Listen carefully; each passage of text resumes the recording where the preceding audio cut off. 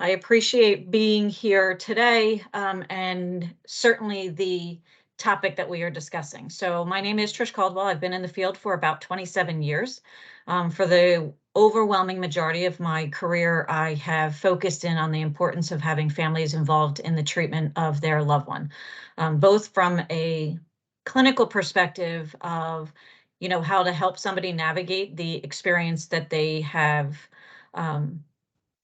gone through in regard to their loved one, but equally as important so that they understand their own recovery process and the way that they can begin to heal themselves. So as a provider for a very long time, I also recognize the difficulty that it is for providers to sometimes involve the families. And so part of my job has always been trying to educate the field at being more responsive to involving families so that they are a part of the healing process and the recovery process, both for themselves as well as their loved one.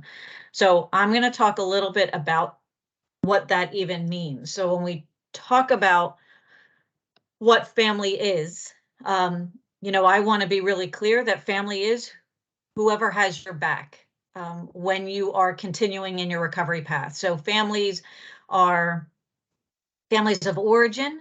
Family can be somebody that is a coach, it is a sponsor, it is whoever is going to continue to support individuals as they navigate their recovery, and who also needs to be given the support to be able to understand how this has impacted them. And so I want to make really clear part of what my hope and goal in trying to involve families is not just that they understand what their loved one is going through, but they're also given the space and the grace to understand how this has impacted them so that the entire system is able to begin the healing process and moving forward together. So family to me is whoever has an individual's back as they continue to navigate this, so that we can start exploring ways to be able to parallel that process of recovery. When we talk about family as a natural support, it can be the households in which we live in. And so I always encourage family members, as well as those that are involved in substance use, that anybody that's in your household, we want to involve in family support. We want to make sure that they understand the impact this disease has had on them and you. We want to be able to provide them guidance and support. I know that Rhonda was saying earlier, that you would hear, individuals who are able to access meetings and support and NA and AA and all of these meetings to be able to support their own recovery efforts. And I will share a story when I have, gone to different sites of ours and I created a lot of our family programming that we offer free to all families, not just families that are servicing RCA services. But when I was meeting with a family member, a father actually echoed something similar to what Rhonda was saying. And so when we were talking about trauma, he had raised his hands and said, can families have trauma? Like, can we have PTSD? And I asked him to discuss what he was experiencing. And what he described was quite literally the impacts that trauma has on an individual. But sometimes we focus so much on sorry about that. Sometimes we focus so much on the individual that we lose sight that families are also living with this. And he described symptoms of what would be diagnosable with PTSD. And what he then said is, I'm grateful that my son has a place to be able to get support. I'm grateful that my son has an opportunity to be able to call a sponsor. But who do I call? Who helps me understand and navigate through this? So the whole intention, I think, of today, and certainly the work that I've been doing, is to try and allow for families to also find that there is hope for them as well, and that there's opportunities and resources for them. So when we start to look at this, households in which we live, the primary way we pass on cultural traditions. And so understanding how they become a natural support. It is the understanding for an individual because there are a lot of grandparents that are taking care of their grandchildren. There are a lot of children who are navigating this experience based on their parents' substance use. So the basis of our child rearing and the establishment of rules, understanding the importance and the complexities of the definition and the roles and the responsibilities, because I will continue to say, my job is not to help a family begin to live their recovery through the lens of what I think recovery is supposed to look at. My job is to help somebody to understand what they want to begin to move towards and to support those efforts. So recovery looks different for every single families. We are an industry that is becoming a lot more aware of words and language and how it can stigmatize. And so to me, this is even more of an important kind of element in the way that we understand our families, because we say words that can be hurtful. We say things like, you're going to love your loved one to death, and you're so enabling, and you're so codependent. And the idea behind that, to me, feels so shaming and so stigmatizing, because at the root of it is a family trying to figure out how to save their loved one from themselves. And without being able to provide the family supports and resources and a recovery path for themselves, the serenity prayer of giving them the strength to understand what they can and cannot control. It's unrealistic to expect that families are going to know how to navigate this differently. That is quite literally the whole hope of what treatment provides. So who can be that natural support? Again, it's going to be anybody that has your back. It's going to be parents, it's going to be spouses, it's going to be newly formed relationships in their recovery community. It's going to be the recovery community connections and those resources. All of those can become natural supports in the progression of a recovery path and journey for individuals. What can happen, though, is that these crisis-related issues can disrupt our ability to kind of navigate ourselves through this process. And that's where, when we as providers and we as resources start to share the experiences, provide that hope and the inspiration for families, and then provide them skills and tools, which is pretty critical and necessary, then it allows for them to start understanding, again, what their role is in the recovery process, both for themselves and their loved ones, and where to surrender to the things that they cannot control. This is quite literally the only disease that makes a family feel somehow their actions are going to protect or save their loved one from this disease. There is no other disease that we think of a family member thinking, if I yell at them more, if I take them to, a cemetery, if I do these things, I'm going to force them to get well. Imagining a family member taking on that responsibility if your loved one was diagnosed with diabetes. You wouldn't take on the responsibility of thinking that something you were going to do was going to save them from this. But we have inadvertently sent messages to families that make them feel that they're ultimately going to either be the cause of or the salvation of this. And families need the grace and the space to be able to have an understanding of what their role is. So when we look at this as addiction as a disease of isolation, the reality is that the healing occurs. And so I have spent the majority of my career working with individuals who have been impacted by trauma. So that is one of my areas of specialty. And I know in a very fundamental way, physiologically, that the healing begins through the connections to others. While we focus on that oftentimes for those that are struggling with substance use, the reality is that that same experience can be found for our families.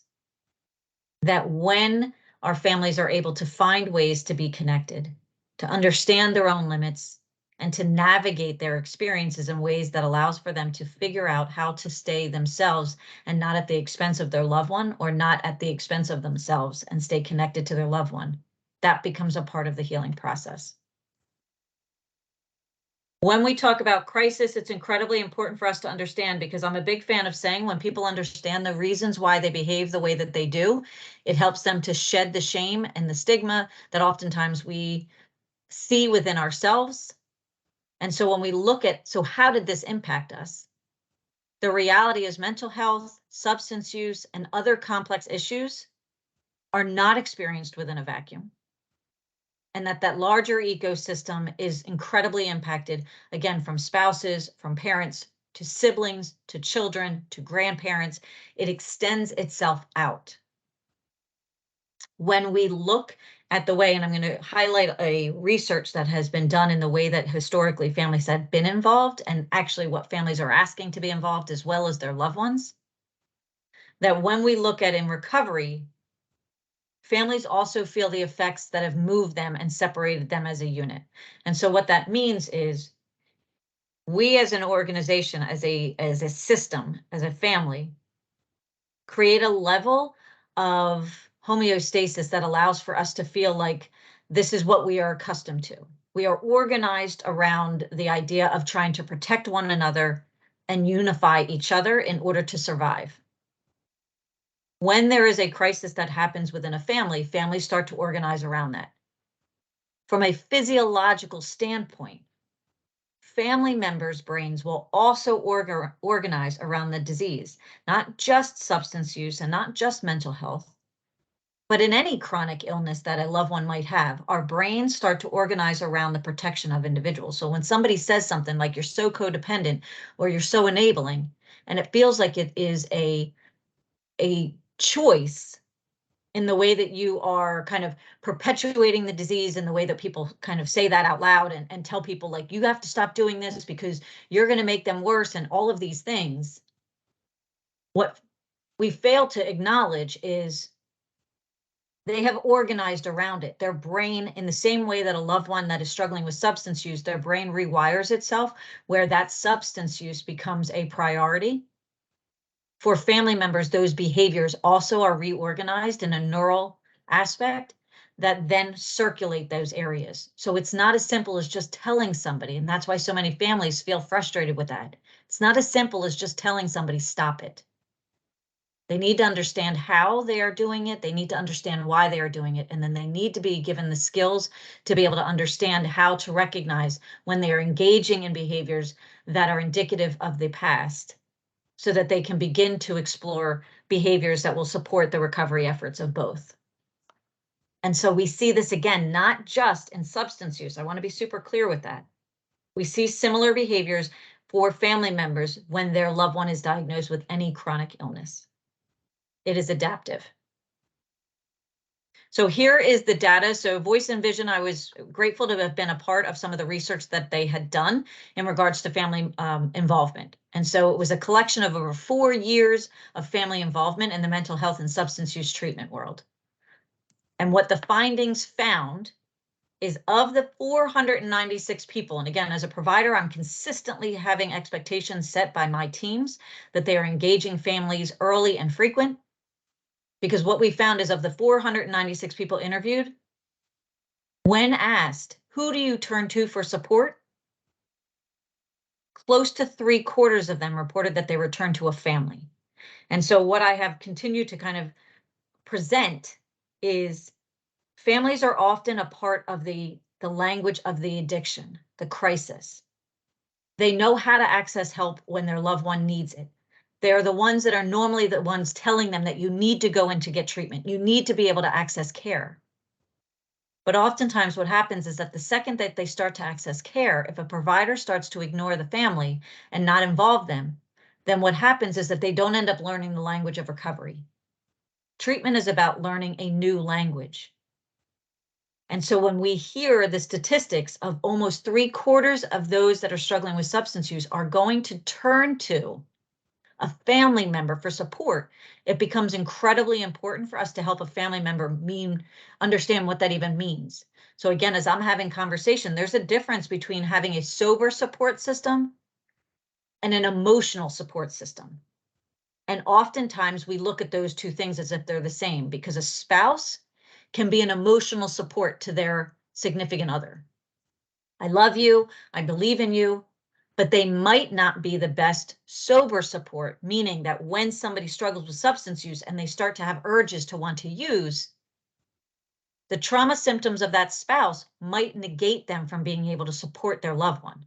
Their loved one needs somewhere, that's where a sponsor comes in to say, these are the things that I'm struggling with, I really want to use. But a family member might be too close that it might be too triggering for them. That's the importance of, again, the work that somebody like Rhonda is doing, because for family members, they need that same space. because sometimes family members are also engaging in behaviors because they need a safe place to be able to experience it that's not directly related to their loved one. So again, when we look at what helps prevent the crisis, 40% of those that are struggling report family, friends, and other relationships. And so we know the critical need of families. It's that we need to consistently keep them involved in the recovery process so that they are not only involved in the addiction. So again, a large percentage of those say they reach out to their family members. At the same time, this research identified that family members are saying that they're only marginally involved. So again, we're reinforcing the crisis. Families are involved when their loved one goes into crisis. They know how to access help. But the second that an individual accesses help and the recovery process starts, families are saying we're only marginally involved. That's where we need to start changing things from a family's perspective. This is where you need to self-advocate for yourself. And as providers, we need to do a better job of making sure we're having appropriate conversations to help access patients accessing their family members.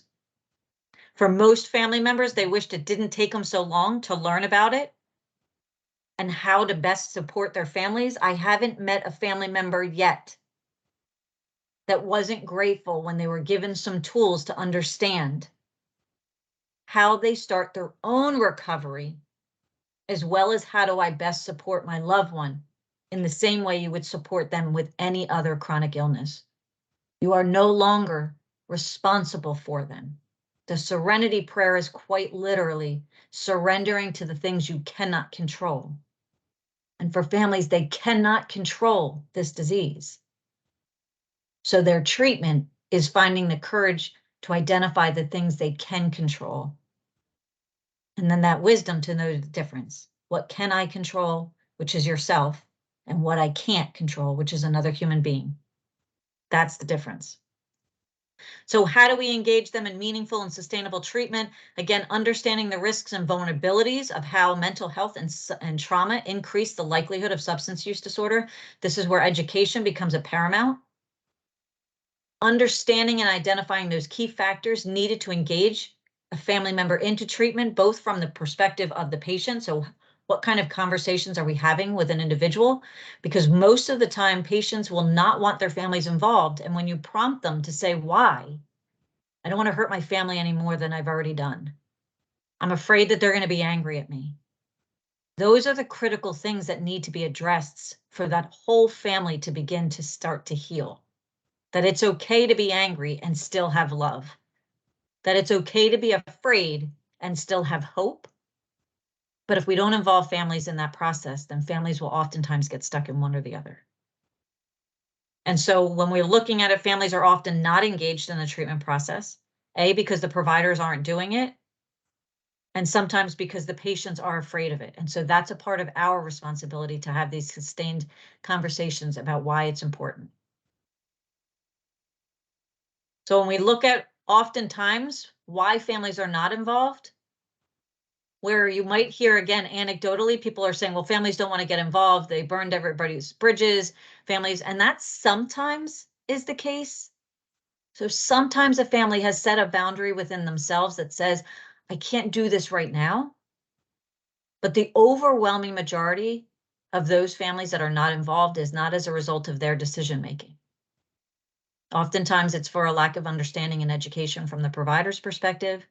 It's the fear of the loved one, but that also becomes a clinical issue that needs to be worked through. And so oftentimes the focus is on the patient's behaviors as an isolated event rather than in the context of the system. This is why it's so important, because if you have created a normalcy around the substance use as a systems thinker, right? So I am a marriage and family therapist. If a family has gotten comfortable, that doesn't mean accepted, but comfortable in the experience of having to live in the world of addiction, then recovery will feel different. And it's going to be incredibly important that they have a shared language of what recovery means for both. And so as clinicians, we need to challenge those thoughts to make sure that we are not projecting that families don't want to be involved. Because oftentimes when a family member says to me, I don't want to do this, I don't want to do family sessions, what they're actually saying to me is that I'm afraid. I'm afraid of being hurt. I'm afraid of this happening again. And that goes to that space of saying, this isn't that you don't want to be involved, it's that you are feeling overwhelmed. That's the reason we want you to have support. That's the reason we want you to join these organizations. This is why we want you to access resources. So again, how families organize around the disease, right? So changing the way, this is that homeostasis, inconsistencies in parenting, right? Changes of denial, all of those become a part of the system in trying to protect itself. So in these next couple of minutes, what I want to kind of highlight is then how do we bring families more involved? When we talk about it from a family's perspective, why do we want families why do we need families to be involved? So that we can explore the roles that the families have taken. So first and foremost, so we can identify the strengths that the family has, so we can build off of them, so that the families know that there is inherent strength within them that they're going to be able to tap into to help them to navigate this process. Again, to surrender to the things they can't control, but that we're going to help to navigate the things that they can. To be a part of the recovery and not the addiction. To help them problem solve their own issues. I can't tell you how many family members I would have that would say, what am I supposed to do, Trish? Do I kick them out? Do I not kick them out? But I can't answer that. Because I can only support you in what you're willing to follow through with. This disease robs us of our own ability to feel like we can be consistent with our language.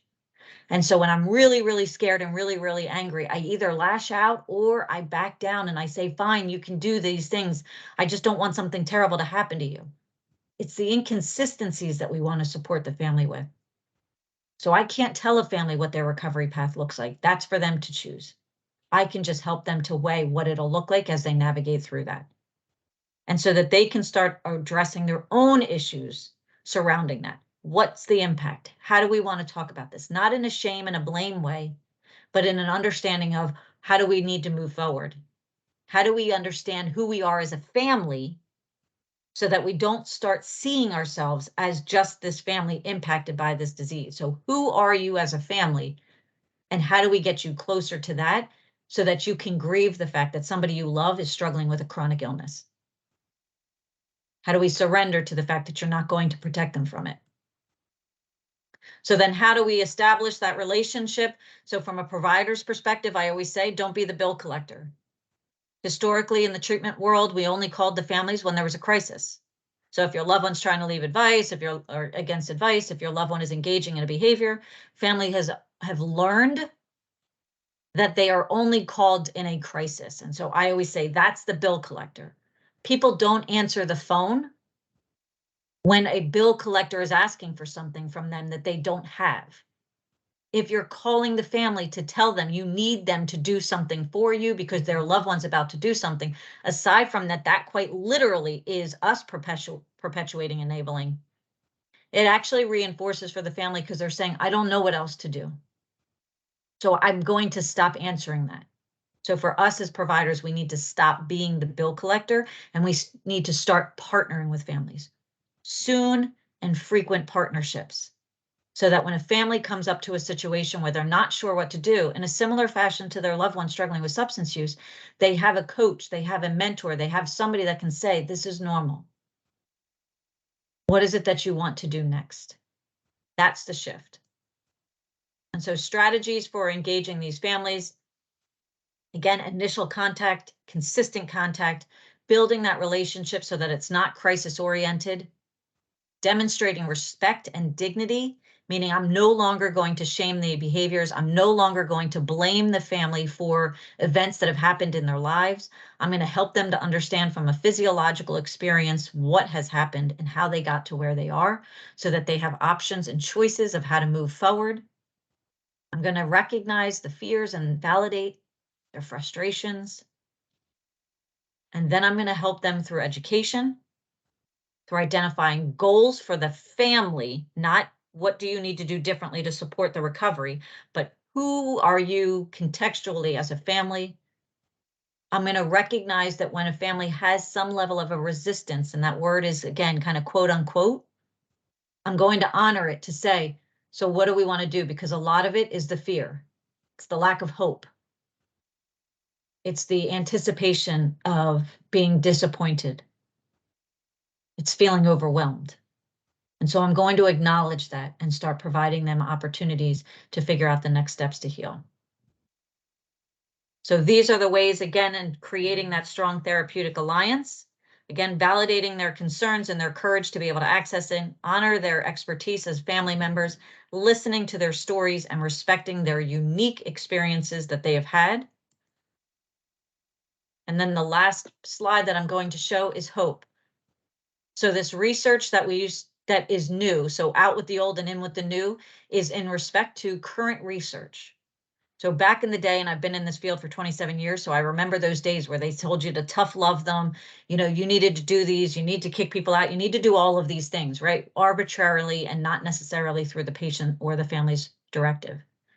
What current research is showing is that kindness, positive reinforcement, and motivational strategies for the family as well as their ability to share that with their loved one. So the ability to stay connected actually encourages recovery rates. So helping families to navigate, how do you stay connected to your person while disconnecting from the disease? We are not encouraging people to hit rock bottom. Those days are done. We want families to recognize whatever you decide, you will not save or make things worse. But we know that when families begin to heal and stay connected, we see greater rates of recovery for both. That is the difference. So with that, I'm going to exit and stop sharing my screen so that the next speaker can begin to share theirs. Thank you so much, Trish. As Kim pulls up her presentation, she's going to be sharing one about certified family recovery specialists and how they can assist families and communities coping with substance use impacts. And then please keep putting your comments and your questions in the chat, and we'll get to those shortly. Go ahead, Kim. Thanks so much, Tamara. I appreciate it. And thank you, Trish. Great presentation. We will be talking about the Certified Family Recovery Specialist toward the end. I was actually also asked to talk about how our organization works with families. And I am so happy we're talking about families. So thanks so much to this organization for bringing light on this subject, because I am a family member, and we're going to talk about this community organization in just a moment. But I want to tell you just a little bit about how this has impacted me as a family member. So here I am, circa mid-60s with my dad. My dad is 90 years old today, and he has just about 24 years in recovery. So you can do the math and imagine that I definitely grew up with alcoholism. So this has been a part of my life for a long time. When I was a very young mother, I was attending adult children of alcoholics meetings because of my codependency with my mother, who was living with an alcoholic, and all the challenges that that brought about. But what I really didn't understand was how this could impact me as a parent. So this is my son, Daniel. I am grateful every day that he is still with us. He found recovery in 2010. He was 21 years old at the time. Today he's 34, getting married next year, living a beautiful life. And I'm looking a little weepy here because he lives about 2,000 miles away, and I'm saying goodbye to him. And but I'm just, my God, he's doing well. He's got a great life. But we had some pretty dark years, and Trish talked about being in the dark. We were very, very much in the dark. Here's another photo of my family from when Daniel was only 14 years old. By the way, shout out to my family for allowing me to share these photos. We are kind of a very transparent and open family, and I'm grateful to every one of them for allowing me to talk about this. Daniel doesn't normally wear a bow tie as a young one. He was in a band concert. You know, this was after the concert. He and his sister and dad and I were at Baskin Robbins afterward. And the reason this photo resonates for this topic is the first time Daniel got high was a year before this photo was taken. He was 13 years old, which is not unusual for a lot of our folks who are intrigued by substances. It can start out, as many of you know, as very innocent experimentation. What I hear so often, you know, we talked a lot, you've heard a lot about stigma today. This is huge. Stigma, I hear people say, you know, it really just comes down to parenting, this addiction stuff, right? Or where were the parents? Well, Rhonda said it earlier. I'm going to tell you, believe me, I was there. I was a very involved mom, home and school president. Dad's a physician. We did not have our heads in the sand. We talked about my dad's alcoholism. We talked about a lot of things very openly. And we talked about mental health because that's also impacted my family. And so the Big Book says that alcoholism, addiction, that it is cunning, baffling, and powerful. And the cunning nature of this disease is that one piece of it is that our loved ones don't seem to have a problem for a while because, you know, initially, and how many times do we hear this from people who've been down this road?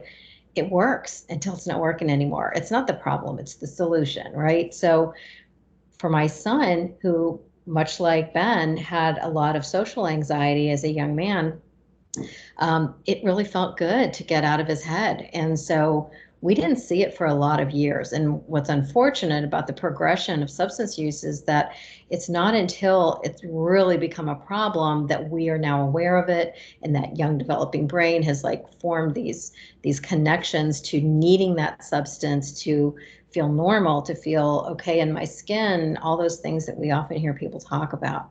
So yeah, it's challenging. And again, here's our organization's mission and vision. And I could just tell you that what motivated me, and we started off in 2011. So as I said, Daniel went into recovery, into treatment in 2010. So it was a year later. It started off as a school district initiative in Happer-Horsham in Montgomery County, which is where we lived at the time. And I said, hey, I want to help with this. I really want to help other families because, again, as Trish said, boy, there are just not a lot of obvious routes to recovery out there, to treatment. So we didn't know anything. We were very fortunate to have some people recognize Daniel's use. I won't get into the whole story, but it was really powerful to have somebody give us some insights that we really didn't understand at all. Even with his dad being in the healthcare profession, still didn't really have a good understanding of this at all. So what I wanted to do when we were founding this organization was create an opportunity for people to find resources, to build this network that I was already building to support us as a family.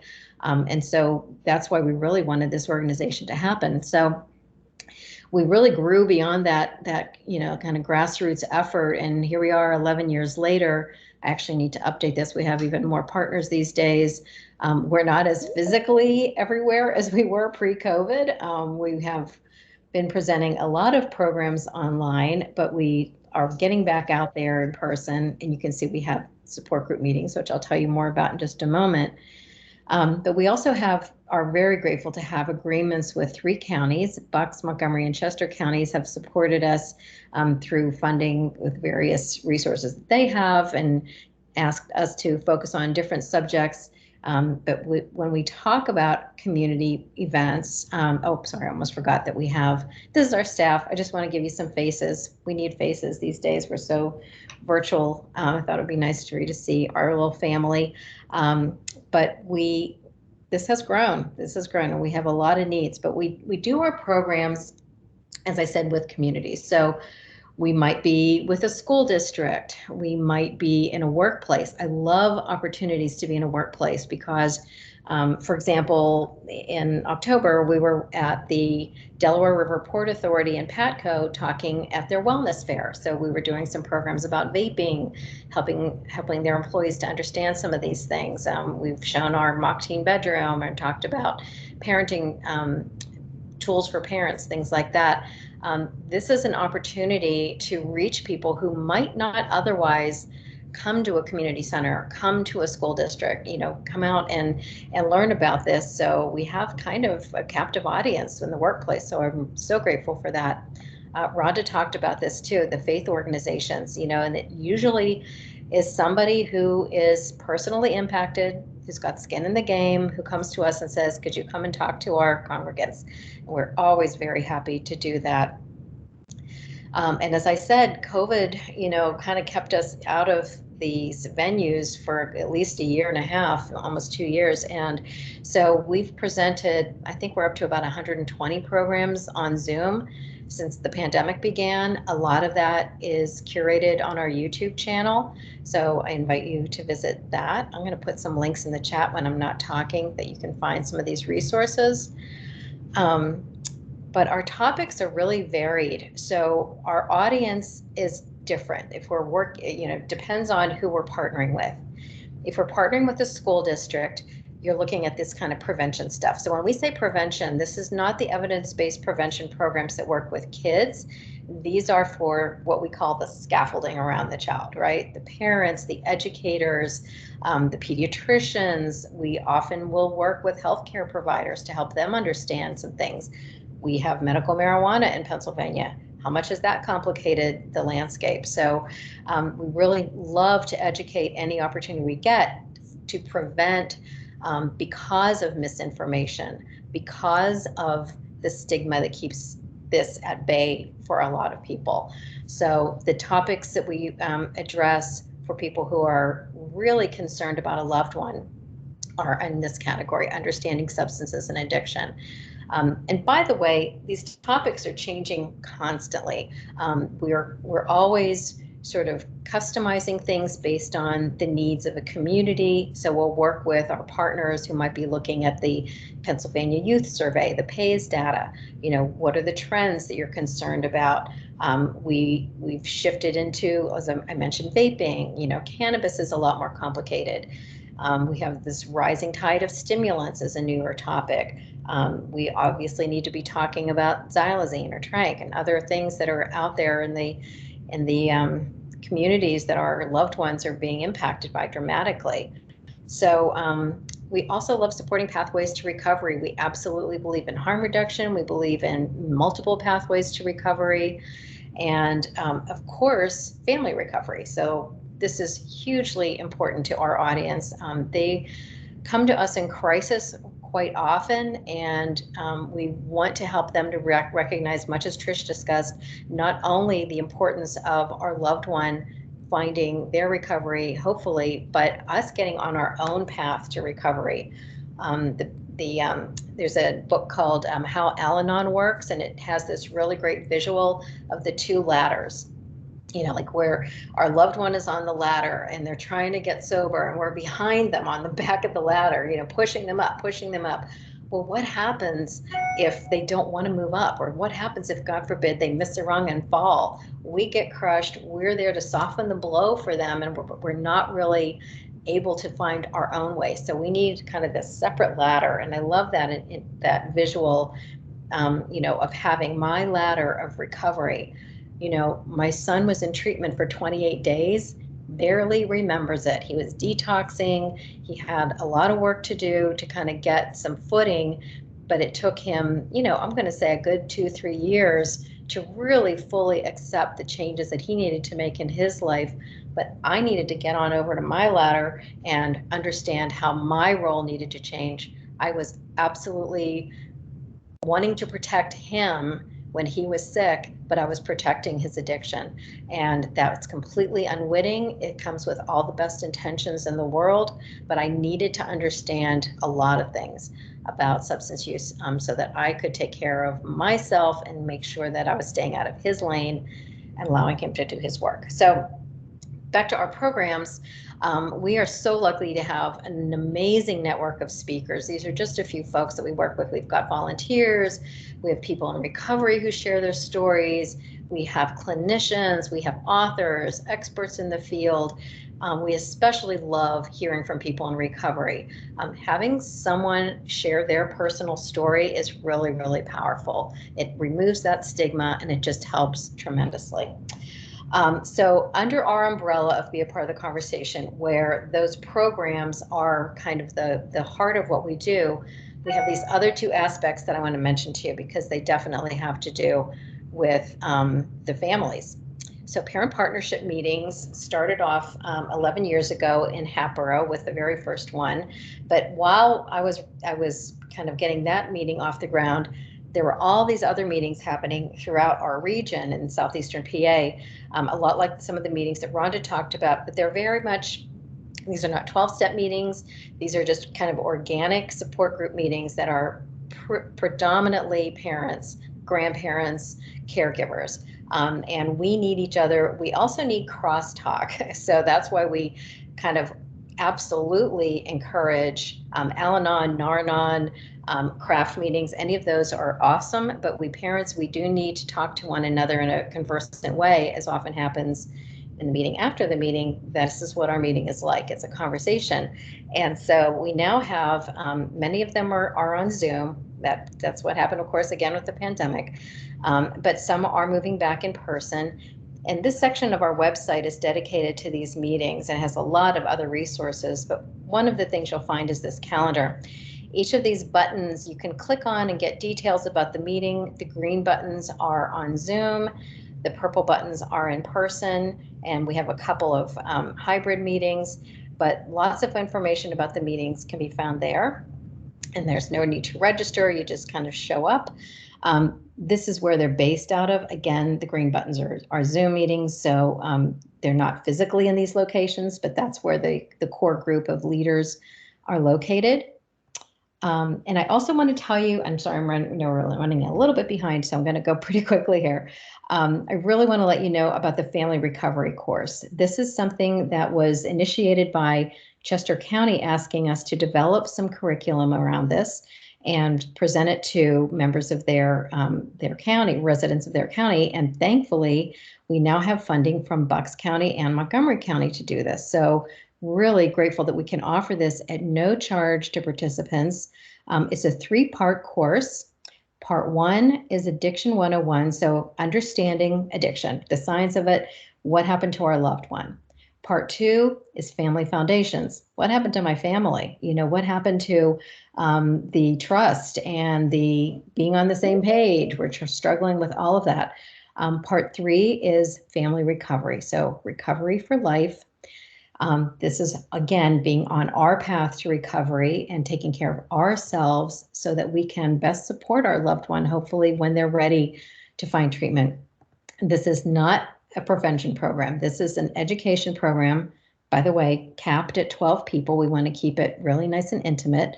Again, no charge to attend, but we encourage anybody who's a parent or a grandparent or a caregiver whose loved one is of any age, regardless of where they are in their recovery or active use.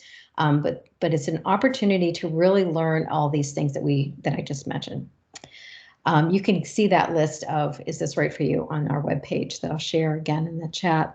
But we really have a lot of challenges as family members. I want to go through these a little bit more quickly and what we need to recover. These are our instructors. So this is peer-led. We are really grateful to these folks. They are being compensated, so that's why we're so grateful for the funding that we've received from those 3 counties and from other private donations that we've received. But these instructors are required to have at least 2 years of experience with a support group that they attend regularly. They also participate in 9 hours of training. Some of that is with a clinician who helps them to understand motivational interviewing and a lot of the things that we learn as CFRSs, which I'll tell you about in a moment. They are just, I love them. They're amazing people. They also are just very active in their own support groups as well. Just some feedback that we've received. We're so grateful to have spent the past year developing this and working with clinicians so that while it's peer-led, it is clinically informed. We are constantly just making sure that we're getting the best information out there, but you can see that we've had some really great results so far, and there are some courses available to sign up for right now. There are some available on Zoom. a couple that we're scheduling in person. We'll have more of these coming up on our calendar. Once we have a couple going on right now, but those courses are filled, so that these are the ones that are still available. And I was also asked to talk about the certification that I have and that Rhonda has, the Certified Family Recovery Specialist. This is a peer support certification. This does not make us therapists. It is not clinical. It is peer support. I was very grateful to be asked to be part of one of the subject matter experts to develop this credential. The CRS was the predecessor to this, and that was a certified recovery specialist for someone who is in recovery themselves. I had that credential initially because there was no CFRS. I was given the green light to do the CRS thing, but I was really advocating for this family recovery specialist. So I'm so grateful that I got to sit down with the folks at the PCB to work on this, these domains and so forth. But these are the requirements for it. You do need to do some initial training. There is a recertification every 2 years with another 30 or so hours of training, including confidentiality and ethics. These are some of the domains that are an important part. This is just an example of one of the trainings. I think this is from Pro A that does this work. So these are just some of the topics that we address. But basically, the CFRS is meant to be there as a support to the family members. So coaching, kind of helping family members through this. And it started off in 2018. You can see down at the bottom, I made a note that there are 1,500 CRSs, Certified Recovery Specialists, in Pennsylvania, and we're up to 333 Certified Family Recovery Specialists right now. So if anyone is interested, I'd be happy to tell you more about it or how to get some of this training and feel a bit more, validated in your work with your family members if that's what you're doing. I went a little quickly there because I wanted to kind of get us, make sure that we weren't running over time. So there we go. Thank you so much, Kim. And I happen to know that as a person who attempted to take the Certified Recovery Specialist course before there was one for families, that they gave you a funny look. We're like, why are you here? What are you doing here at the beginning? So I'm so glad that you were able to work on that and get that pushed through. It looks like I need to try again because it's been a few years since I tried, obviously. So I'll be in touch with you to join the ranks there.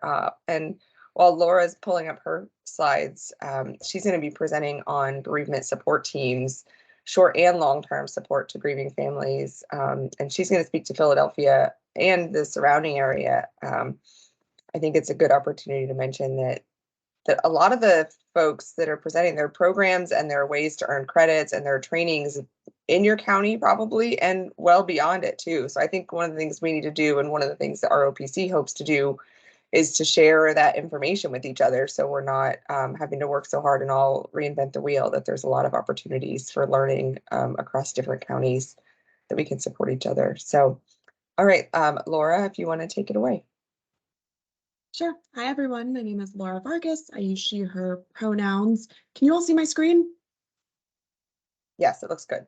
Okay, perfect. So it's an honor to be here with you all and with all of the amazing speakers. I'm here to speak about the importance of providing accessible bereavement support. And so I'll speak a little bit about our program. Because our name was a mouthful, as Tamar alluded to earlier, with the Philadelphia Department of Public Health's Division of Substance Use Prevention and Harm Reduction's Bereavement Care Program, we transitioned to Philadelphia HEALS, which stands for Healing and Empowerment After Loss, which we believe speaks to what we aim to do. Just go ahead and go through these. So to provide some context, and I know this won't come as a surprise to many, but Philadelphia has been hit particularly hard by the overdose crisis. The medical examiner's office in Philadelphia has offered general bereavement support for the last 10 or so years to all cases that come through the medical examiner's office, which are typically sudden, unexpected, traumatic deaths. In 2017, when we hit a record high back then, unfortunately, we surpassed this number in 2021, it became clear that this was just a growing and growing population in need of so much support. So that's when they started to think about the importance of providing support specifically to individuals that have lost loved ones to substance use. As we all know, and as it has been covered extensively in the news, it's not just limited to Philadelphia and to our region, but to the entire country. Each of the last 2 years, we've lost over 100,000 individuals to causes related to substance use, which if you think about the number of people left behind, family, friends, colleagues, neighbors, all sorts of individuals, that's over 1 million newly bereaved survivors trying to navigate life after losing a loved one to substance use, facing stigma from others who don't understand, who may say hurtful things, harmful things, who may not want to speak about it because it's something that for many they do not understand. Substance use, addiction, grief, and loss. And so it's important that we focus conversations not just on numbers and statistics, which is how it's usually presented, but also on the real individuals left behind by this crisis. And that's why I've so appreciated being part of this and hearing from everybody else who also puts this at the forefront of their work. A loss due to substance use has a number of impacts. For many, they face that stigma, which can lead to a more complex and isolating grief experience. It can be sudden, it can be unexpected, it can be traumatic, and sometimes people experience more complicating factors like self-blame, guilt, anger, disappointment. And we know that all of these things can lead to a more complex and difficult grief experience. Grief is something that should be shared, it should be worked through, it should be felt and heard and spoken about. But a lot of times, just by nature of the cause of death, individuals are unable to speak about it, are unable or uncomfortable seeking out support. And we know that if there isn't support, if it isn't worked through, there can be adverse effects, depression, anxiety, coping through using substances. So it's important to think about how can we support these bereaved survivors.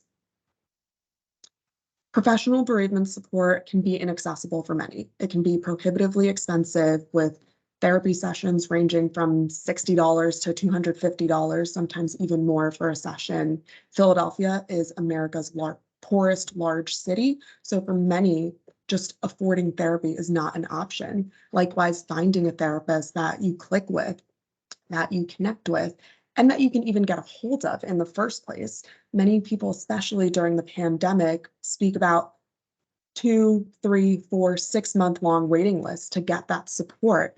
And so that can be another traumatic experience when your life has been shattered, you're trying to reach out for support, calling a bunch of people, not getting calls back, being told that you can't access that support for a while. So that's where we feel that our program is unique, and it's something that we want to see replicated. We want to not be the only ones doing this, but being based out of the medical examiner's office allows us to start day one. As soon as a death comes through the Philadelphia medical examiner's office and it's determined to be due to drugs, we reach out to the families and we check in, do a needs assessment, and that can be anything ranging from understanding what financial supports there might be for planning a funeral that you never expected you'd have to plan, to getting involved with our clinical services that I'll speak more to in a little bit.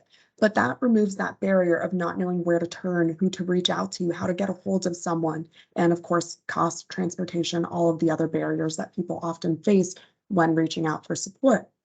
And in offering a variety of services, it allows us to have the client tell us how much or how little they want to be involved, and what they want, what they need, and what's going to be most supportive to them. So rather than putting people into a box and just offering one thing or a number of things, we offer a variety that can be a fit for anyone depending on what they're looking for.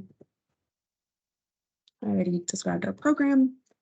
And so something that I think is important, and I've really appreciated this conference because we're kind of weaving it in, but it's not typically how it's spoken about, is that this is a public health intervention. It's not just an intervention to provide bereavement support to somebody after a loss, but it can be prevention. It can prevent somebody from then going on to experience adverse effects, to not knowing where or how to cope. And in elevating the voices of bereaved survivors, we can humanize this crisis, showing that this can happen to anybody. People can speak about it openly and not have to feel that stigma and that need to kind of hide behind the shadows.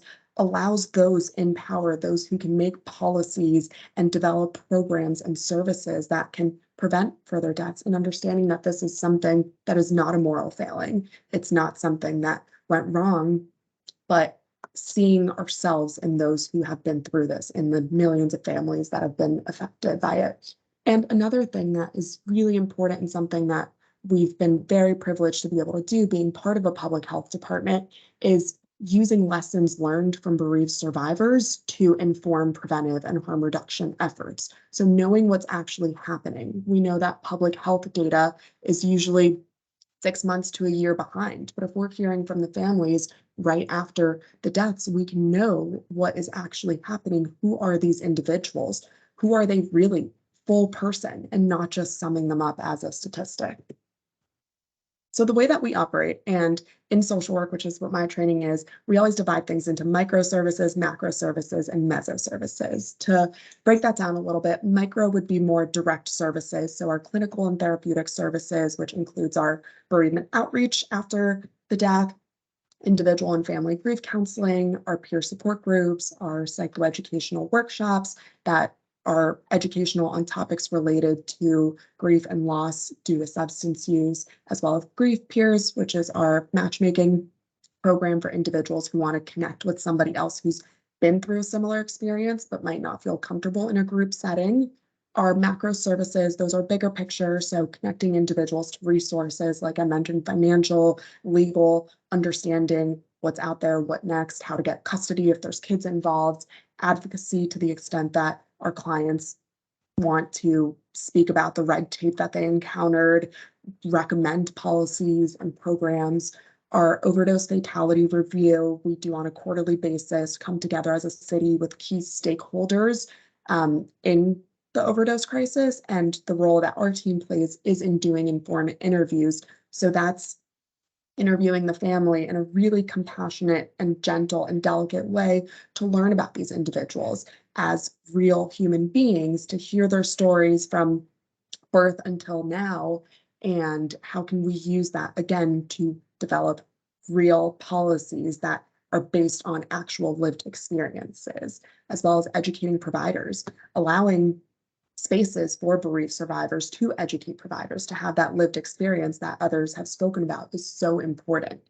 And our meso services, that would be in between the micro and macro. So these are staff support groups for individuals who work in the field, who we've also discussed earlier, experience a lot of trauma through the loss of clients, colleagues, just being in this never-ending work. We do community events. I'll speak to one of those in a moment.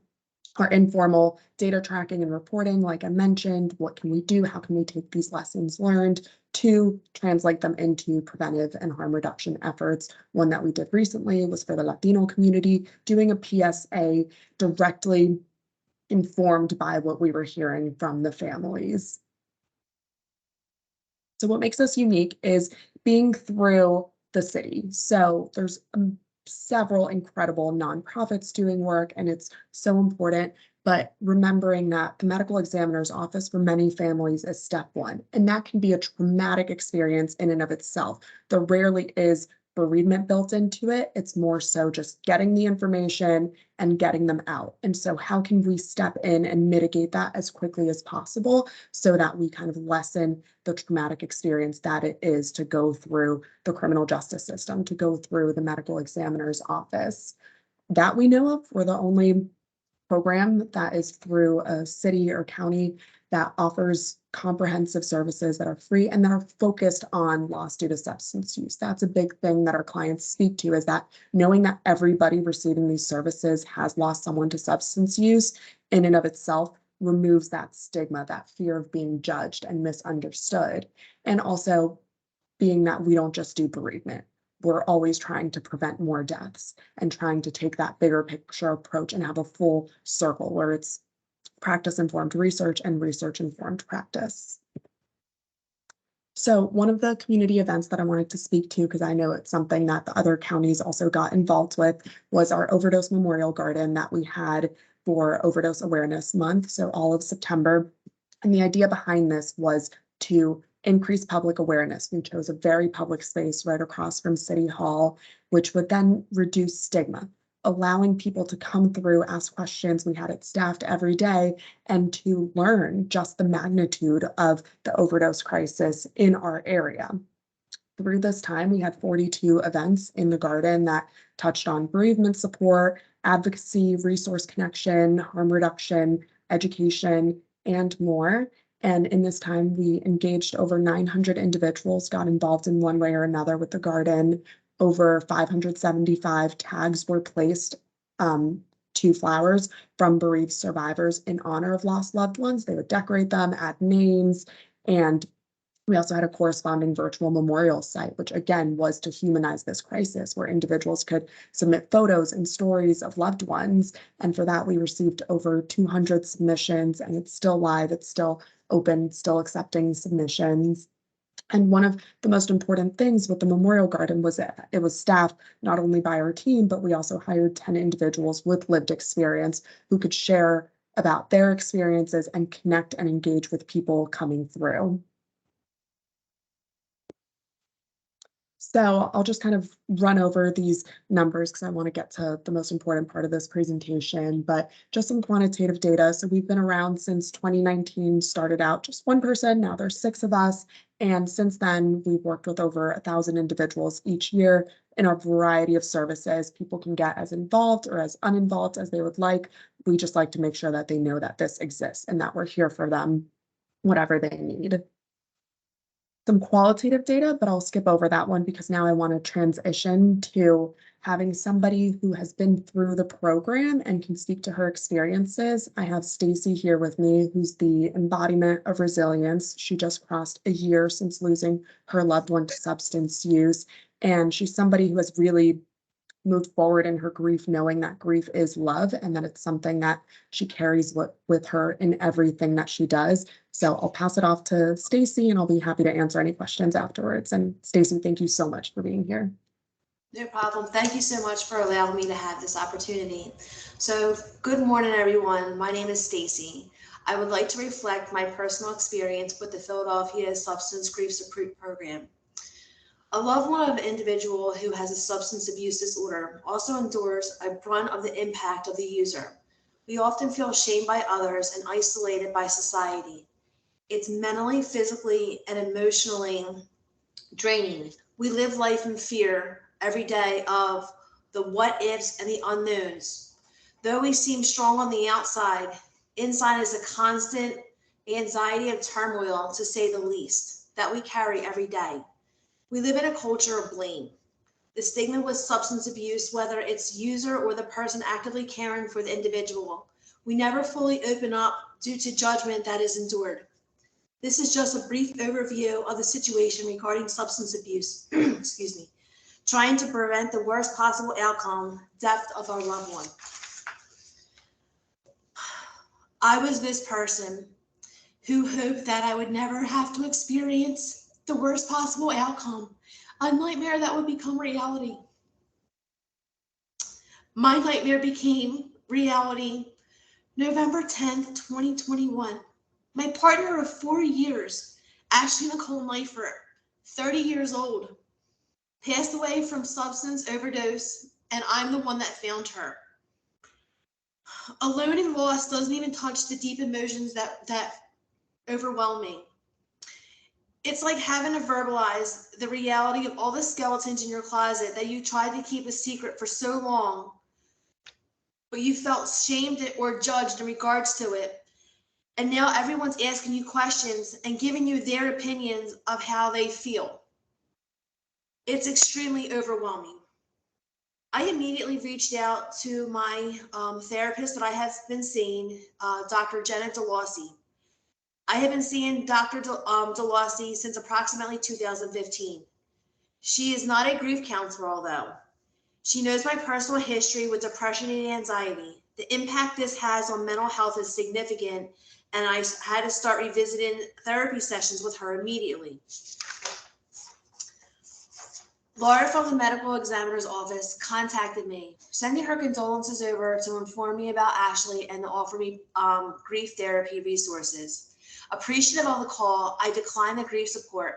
Why would I need that? I have established a relationship with a therapist that I've known for years, and I felt that was sufficient enough. I continue to see her, Jenna, every week. Stacey, you're on mute.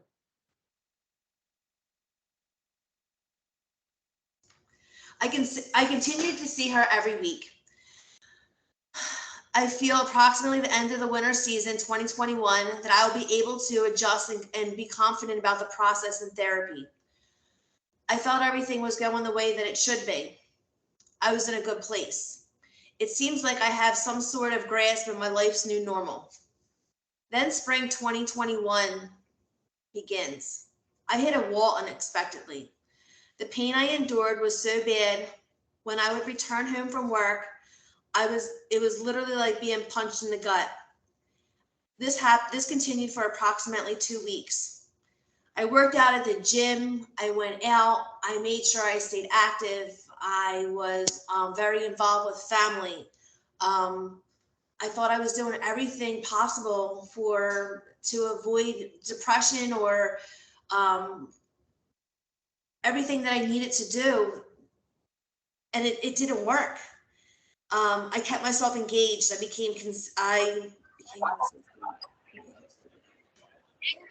I was unable to overcome this. I was wondering, what am I missing? What can I possibly do? Once again, I felt that dark, lost place. I had bought a book in the very beginning, trying to grasp something that was tangible that I could use to help me, as I did feel very alone, as not even the society, the stigma with substance abuse, but my own personal family. They didn't understand. They don't understand. It's something that most don't understand unless they have personally went through it. The book that I happened to pick up on my own was called It's Okay to Not Be Okay. It's Okay That You're Not Okay, Meeting Grief and Loss in a Culture That Doesn't Understand by Megan Devine. Megan is a psychotherapist at a private practice for years. She is both a therapist and as a woman who witnessed the accidental drowning of her beloved partner. Megan writes with deep insight about unspoken truth of loss, love, and healing. So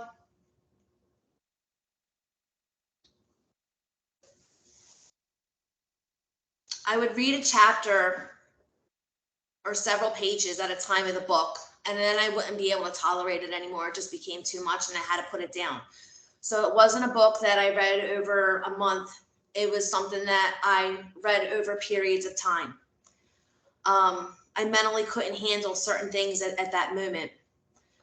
For this one moment, when I hit the wall, I decided to pick the book back up for some type of insight. This is when I realized I needed more. In the book, she quotes, "Real growth and development is hurting with each other. It's companionship, not correction. Acknowledgement, being seen and heard and witnessed inside the truth about one's own life." It hit me. I needed to address this, and I started looking into grief therapy. Exhausting, because here I am. I thought I overcome this and I have to do it all over again. Discouraged with pandemic appointments with therapists. It could be months, financial burden. I was completely discouraged. I started my search online that Monday, found a random grief counseling support program online, and I inquired about it that Wednesday. That next day, I actually received a phone call back in regards to this. To my surprise, it was Laura from the medical examiner office I spoke to in December. This was the program she informed me about months ago, yet she welcomed me with information about the program, very pleasant and informative about my specific needs. She had an appointment for me within 2 weeks. Breath of fresh air that I was able to be accommodated so quickly under the circumstances. The reason why is because Ashley was a resident of Philadelphia and passed from substance overdose. And any loved one of the person that passes away under these circumstances has these resources available. It was such a stress reliever. I apologize. Hold on one second. Not only were these services available, they were affordable. They were absolutely free. It was such a stress reliever after everything thus far. Also, there was no expiration of the services. Laura was very comforting, soft, calming tone that assured me that everything would be okay going forward. In regards to, I found it where I needed to start. She answered all of my concerns. I would be able to have 8 free individual therapy sessions for 1 hour, and I could decide when those sessions were convenient for me. I could have done it every week for 8 weeks, or I could do it every other week. I could decide to do it every month. It was completely up to me on exactly what I needed and how I went about these 8 free sessions. I never had pressure that I needed to hurry up and get it done or that you had to do it now. She was always able to accommodate me. They also had support groups. They had many support groups. There were Zoom meetings. We had workshops. She sent me so much online information. Everything that I ever asked, she would send me references about it, information.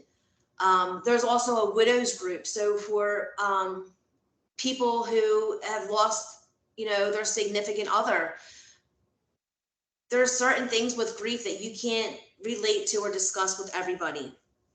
So it was really nice having these support groups where you felt comfortable to be vulnerable, to speak about your experience, and everybody understand how you feel or where you're coming from. And it was just not even said. You just felt so comfortable in the meetings. And no matter how long you had been in them, every time I went to one, I never knew how long somebody had been present in the meeting. I always felt comfortable. They also had a workshop. It was a pride workshop that they decided to try over the summer. I went to that workshop. I am gay, and my partner, unfortunately, had a substance abuse problem. So it's almost like I had 2 stigmas against me. That's very hard to explain and to talk to somebody about, because there's many levels and elements that come with that. This pride group was the best group that they had. I felt so comfortable, and everybody in there, I could relate to their stories, and it was like a breath of fresh air. I actually asked to have more of these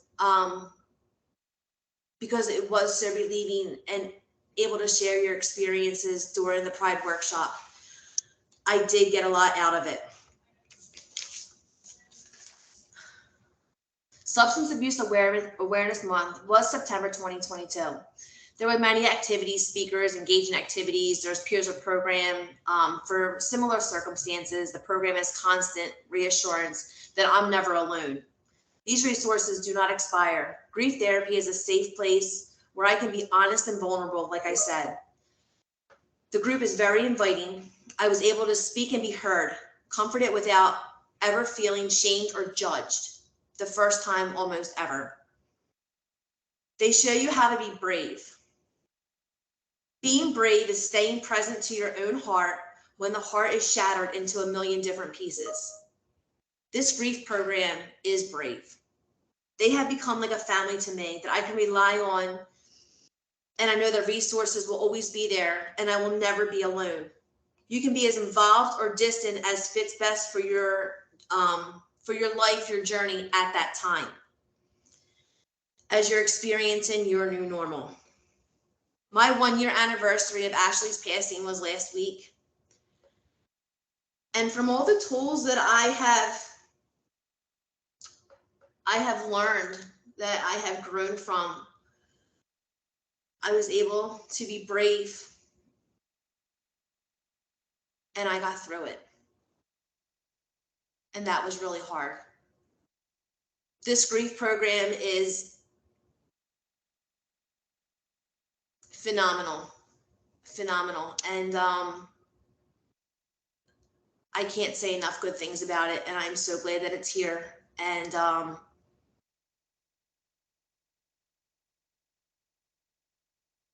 it's great. And I have definitely stated that throughout my sessions with Laura. Thank you so much for your time. That was my story. I hope it impacted you all in some way and was touching. But that's all for now, and I will turn this back over to Laura. Thank you so much, Stacy, and thank you all so much. I think another important thing that I wanted to mention was the importance of thinking about everybody impacted by the loss. A lot of times services focus on just traditional next of kin, but knowing just how many people are impacted. So happy to answer any questions. I think we went way over our time, so apologies for that, but just really glad to be here. Thank you so much. Stacey, you're definitely very brave to share your story. I don't know if you were here when I teared up earlier, but you did better than I did. So, great job. I think it's helpful to hear, what people are going through and how the services that we put in place, which is the whole point of this conference and a lot of our work, is to, what the impact that's having on folks. So, I want to we have 7 or 8 minutes left for questions. So mostly the chat box is filled with, congratulations and appreciation for folks sharing stories and sharing information. There's a lot of agreement with the things that were shared. But I do have a couple of questions. One of those is, you've all mentioned, and I think there's been a theme throughout the day of engaging people with lived experience. And that can mean someone who, has experienced a loss, a family member, a friend, someone who's still grieving, or it could be someone who's using substance currently. I think a lot of us have a challenge of going that next step and really engaging them in a meaningful way. I was wondering if our speakers, Kim or Trish or Laura, if you have any suggestions on good ways to engage folks with lived experience so that you're really making the most of what they have to offer. I mean, I can just say that, the transparency I think is really important, just to, what are we keeping secret? Why is this a secret? There's really and truly so much that can be learned from this kind of connection, and being a model for that, I think, is one way to, is obviously not everybody's comfortable being public with this sort of thing, but thankfully those of you who shared your stories are, and kudos to all of you, because it's not an easy thing. I absolutely know that I am still being judged today for what was missed, in our son's journey, but that's all right. I keep on going, because if it opens the door for one person to say, me too, I need some help, I need support. My first year doing this, I couldn't get through the local grocery store when I still lived in Horsham without somebody stopping me and saying, you did an intervention, right? Who was your interventionist? I mean, yay. I'm like, thank you for asking that, and my ice cream is melting, but that's okay. Like, I want to just talk to anybody I can who is confused by this. And, we know that counties have great resources. We know that state has great resources, but it's just not everyone's inclination to go and look there for these kinds of resources. So if we can bring that personal, and the other thing too, I'll say, is there's a lot of barrier. Of course, we all talked about stigma, and especially when somebody's young and still in the K through 12 system. And I talk to educators all the time who are very frustrated with a family who is not willing to, seek help for their child who's struggling. And I think that the challenge there is parents want school to see their kids in the best possible light. So you might hear minimizing, you might hear denial, but you're planting the seed, and keep at it, because, our parents need to understand that this is not about punishment. It shouldn't be about punishment. It should be about access to treatment and resources. So I hope people will take advantage of those connections with the education system, because they're on the front lines. They sometimes see a lot more of this than we do, unfortunately.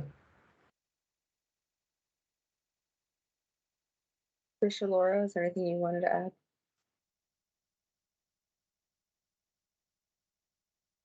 I mean, I would I would echo what Kim is saying. I think that the more that we have events like this, the more that people talk about it, it becomes a part of normalizing this experience. You know, I think once upon a time, people felt like substance use fell within a very specific, you know, population, and it was never, you know, not me mentality. And I think today we understand that there really isn't anybody that you're going to meet today that hasn't been impacted by somebody that they love and care about that's had, you know, some impact within substance use. So I think the only way to be able to continue to break down those walls is to continue to share stories, to continue to share hope, and to continue to have that language so that people don't feel so alone, and don't feel like this is something that is just unique to them. So, you know, I commend everybody for having, you know, put this together today. I think that is the message. The more we say this, the more it becomes socialized, and the more it becomes socialized, the more it becomes safe to be able to say those things out loud.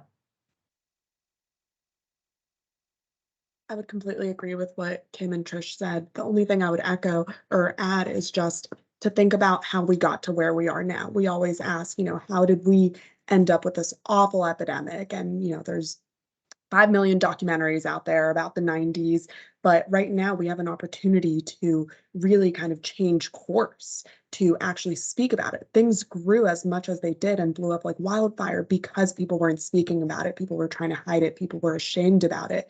But now, you know, we have lots of very brave people coming forward with their stories, which inspires others to seek to support, to reach out for help, to share their own stories. And it can just have this domino ripple effect that can be really healing and really motivating for so many.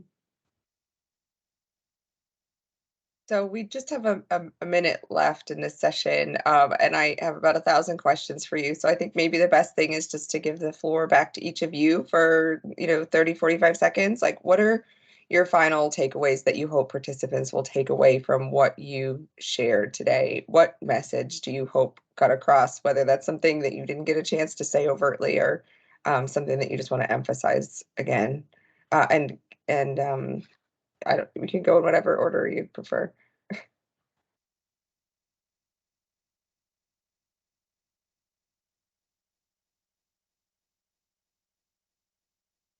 I mean, I need another hour to say everything I want to say. Well, I know that's why you have to be concise right now. What's the one sentence takeaway that you hope people will get from you? You can have 2 or 3, it's okay. You know, we have to work harder than ever to stay connected because of things like this. And as somebody said it earlier, yay for technology that we can do this. But we had a program last night that was in person, and man, there's nothing like it. There's just nothing like it. So I hope that we can encourage our peers to like go to that in-person thing and show up and not just sign up and say you'll be there but not. So that's just my takeaway. Please stay connected. Laura? I have my dog. I think he just saw a squirrel. So apologies if there's some barking in the background while I speak. But what I would say is there's so many incredible, oh, there he goes. There's so many incredible organizations, you know, everybody who spoke here doing work that it's so important for us to connect because the biggest issue, and Rhonda mentioned this in the beginning, was marketing, people not knowing what's out there. So being able to connect with one another, to be able to connect the people that we're working with, and really just knowing that there's a lot of people working on this. And if we can get people to where they feel most comfortable and most supported, we can really make a difference in this crisis. Trish, any final words for us? I mean, I think, you know, it would be echoing what we've already said. I mean, I think, you know, it's important for us to know that there's always hope. I think that it's important for us to know that we're never alone. And I think that it's important for us to recognize that there's a tremendous amount of resources out there. And so the more that we're able to speak to them, the more we're able to access them for ourselves or for somebody that we know that's going to be needing them. Connection is key.